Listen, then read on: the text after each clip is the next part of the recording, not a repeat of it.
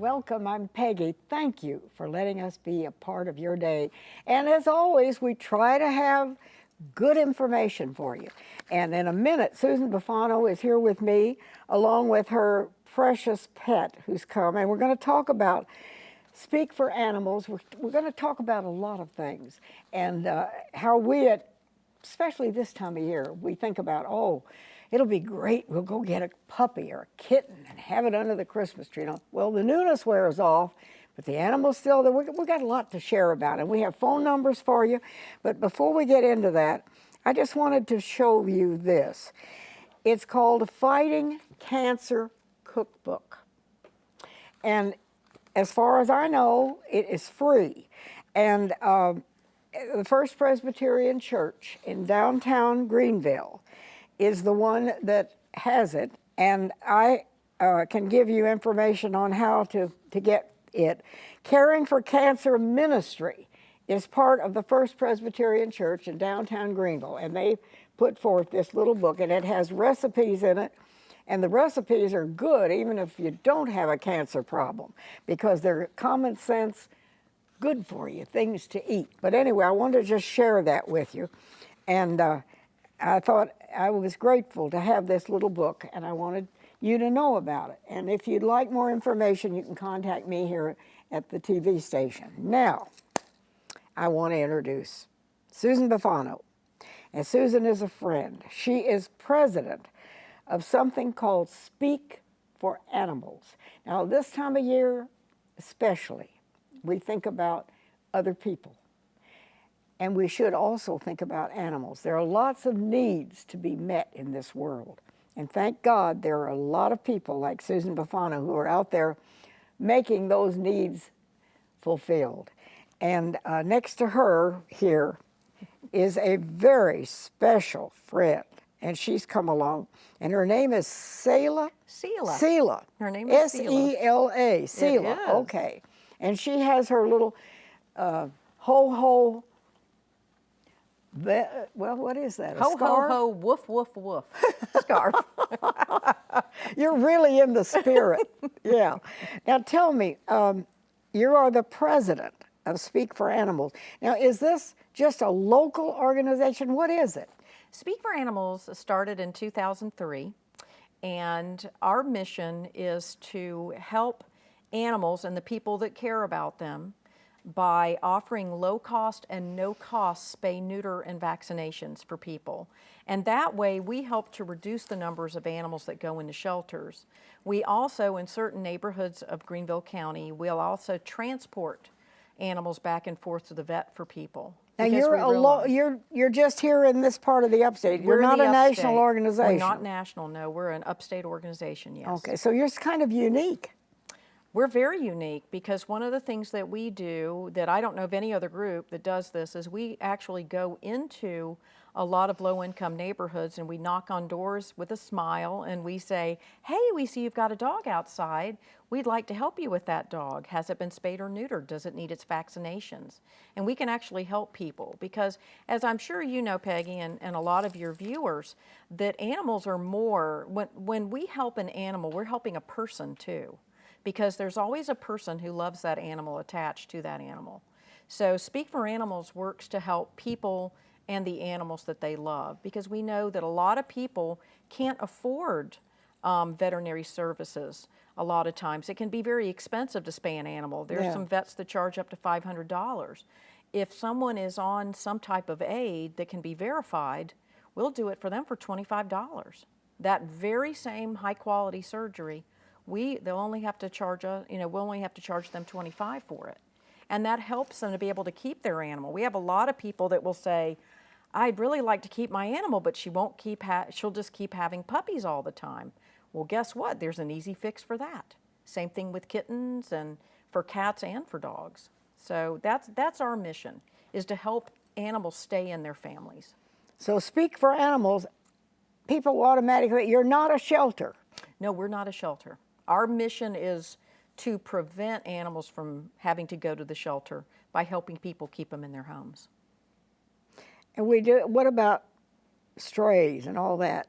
You're not, We do. you don't pick Well, up animals or, well, the thing, Peggy, is pretty much all of us in the group do. I'll bet. But the mission of Speak for Animals and where we get our funding and the reason that people will donate to us is because they want us to work in prevention of animals ending up in the shelter. Because the way to reduce the euthanasia in our local shelters is to reduce the number of animals going in. So that's what we do. If someone knows that if their animal just keeps having puppies or kittens and they can't afford it, we'll step in and we'll help them. And then that way it keeps them from, having to go through everything, the expense of having puppies and kittens and bringing animals that are unwanted into the world. We want to help them with a very simple surgery. And we work with great veterinarians that are our partners. Now you're all volunteer. We're all volunteer. Okay. So what if somebody out there is interested? How do they get involved? And Well, if they do you have ongoing things that you do all year long? We do. Events, for instance. We do. We have a main programs that we have. One is called our Fix-A-Pit program. And that is a $25 special that we have all the time for anybody that has a pit bull or a pit bull mix. And the reason being, there's more of those than any other breed at the You're shelter kidding. now. They're the most popular dog in the United States. And Wait a that minute, is, back up. that is not a good thing Back for a up. dog. A pit bull is the most popular dog in the United States? I'll put it this way, there are more of them than there's any other kind in the United States. And I think what happens is, anytime, people start breeding and breeding and breeding indiscriminately like that, then there's more of them that end up in the shelters than any other breed right now. Oh. And there just aren't enough homes for them. They're terrific animals, but there are just not enough homes for them. Just if it was all golden retrievers at the shelter, there wouldn't be enough people that wanted a golden retriever. It just has to do with the sheer numbers that are there. And another breed that's catching up with them are Chihuahuas. All of a sudden now people are breeding Chihuahuas like crazy, and so there are so many Chihuahuas that end up in shelters. That's So sad. It's very sad. It's not good to be a popular dog. It is not good. So, and people get this is what bothers me, and because I love animals and children, and many times this time of year people get all caught up in the excitement and think, oh, we'll get a kitten or we'll get a puppy, and oh, how much fun this will be with the Christmas tree. And then the newness kind of fades, and the animal is still there. And the animal has to be fed, and it has to be cared for and walked. Or you need to be able to know, well, I've got a pen or a fenced-in yard, or, What do you tell people? Well, I tell them that there's not really anything wrong with adopting a pet at Christmas if you realize what you just said. If you've got a plan in place for when that animal grows. Because I used to work at Greenville County Animal Care, and the majority of animals that we got were dogs who were about 10, 11, 12 months old. And that exact thing that you talked about happened, Peggy, is everybody loved them when they were a puppy. And then all of a sudden they weren't prepared for when that dog started chewing and started jumping up and started messing in the house. And those are all things, just like we do with our own children. We'd never expect our children to house train to learn how to use a toilet on their own. You've got to teach animals to do that. Dogs, and they really want to please us. They really do. And so you have to think about it. If you're going to adopt a dog or cat from a shelter, which I hope that people would do instead of buying them from a breeder, then you want to build in to what it's going to cost you the cost of heartworm preventative, the cost of flea preventative, Shots. the cost of shots, and equally as important, the cost of hiring a trainer to help you to teach your dog what it is that you want them to do. Because if not, it's a recipe for disaster, and then that poor dog, at no fault of its own, could end up at the shelter at 10 months old, 11 months old, when it's acting crazy. And it's very unfair to the dog, and we see it all the time. So it's... I never thought, wait a minute, I never thought, I've had, dogs all my life, and I never thought about having a trainer. Sure, sure.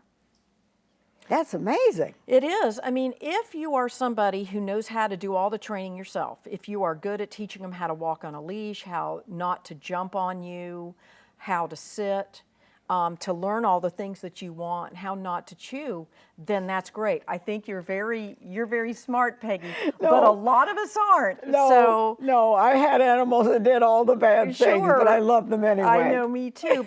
But so many people are not as patient as you and I may have been. I still have some dogs at home that still do all that, but I love them anyway. I just laugh every time they carry a shoe out of the room. I mean, you don't abandon your children because they make a mistake. No, hopefully. but we do see some people that do what you said, and they make that decision to get a puppy, and then all of a sudden it's not cute anymore. The newness is gone, and the puppy is still there. Puppy's there, and it's starting to chew, and it's starting to get into trouble. Another thing that I see too, with Speak for Animals, since I go into neighborhoods and I knock on doors, are a lot of people that end up chaining them outside. Oh.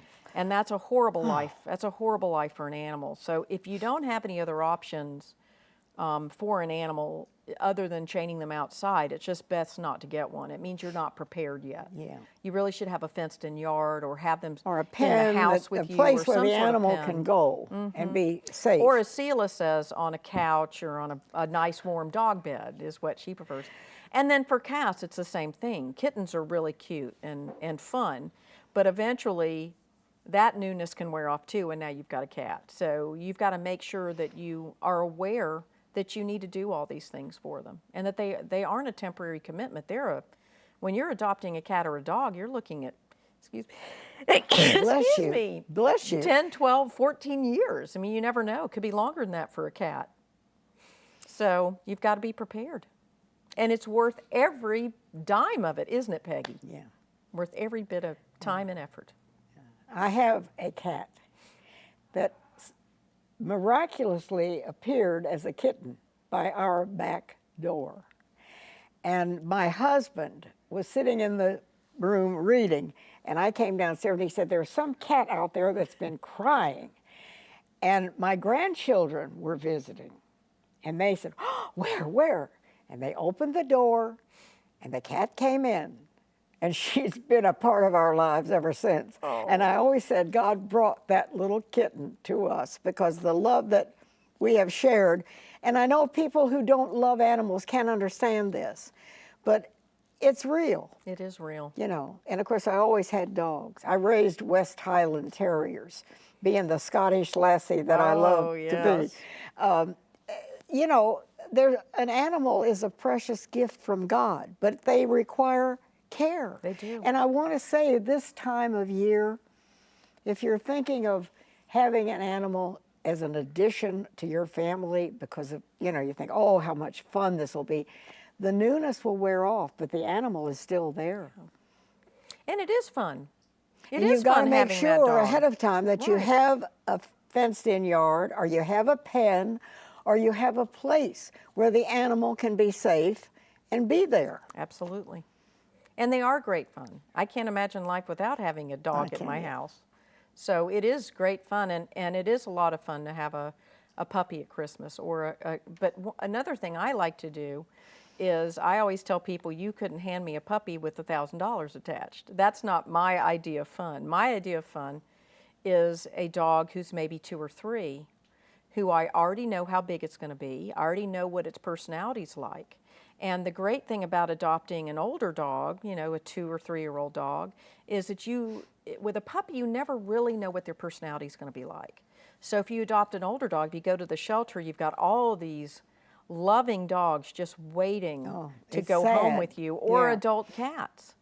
And then you can see what they're going to look like. You can actually get to know their personalities. It's really a great way to adopt. Well, we're going to go to a break, but before we do, what advice can you, as a professional, give to people who are thinking about maybe getting a pet for under that Christmas tree? Before we go to a break, what do they need to know? I would say that they should really consider whether a puppy or kitten is right for their family, especially if they have an active family. Do they want to add that element to it, of having a house train or litter box train, or do they want to go ahead? Is it better for them to go ahead and get an older dog, maybe a 2-year-old dog, that they know is already house trained, that they know what its personality is. They can let either their other animals meet it or their children meet it. And make sure, another thing is to make sure everybody in the family is on board with this decision. Okay, yeah, yeah, okay. We're going to go to a quick break. We'll be right back.